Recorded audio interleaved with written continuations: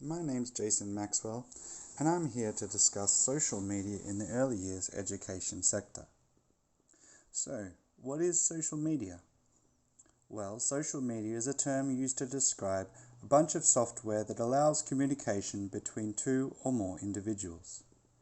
This communication that takes place through social media can be either in real time or retrospective time, can be public or private, can link hundreds and thousands of people into networks, and can be used for official or unofficial purposes.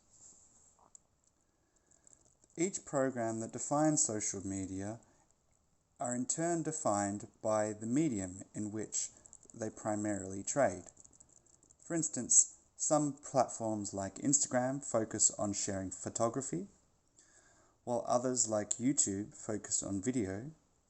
Others like Skype or Zoom focus on real live time video conferencing, and some like Facebook focus on text, while also allowing a broad range of all the mediums mixed in. Social media is widespread through the modern world smartphone-centered culture and is therefore an essential way of communicating and creating networks of meaning through today's early years education sector. Social media, though useful, is of course only as good as the people who use it.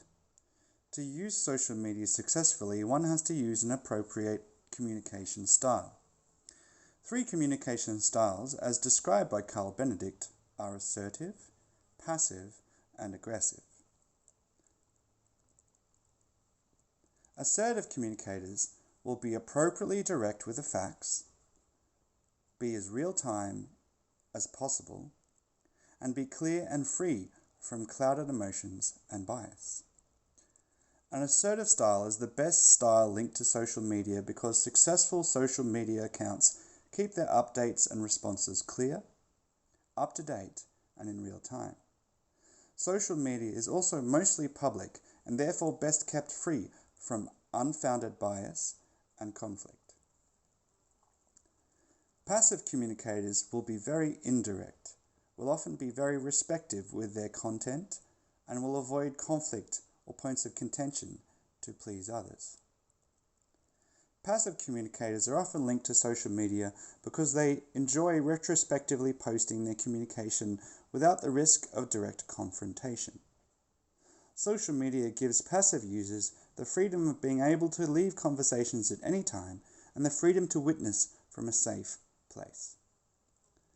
Aggressive communicators will often be inappropriately direct and carry on communication when it is unwanted, will use heavy emotionally loaded content, and will often be filled with bias and opinion without fact. Aggressive communicators link to social media because they can use their language and heavily emotional opinion without having to face physical violence or consequences.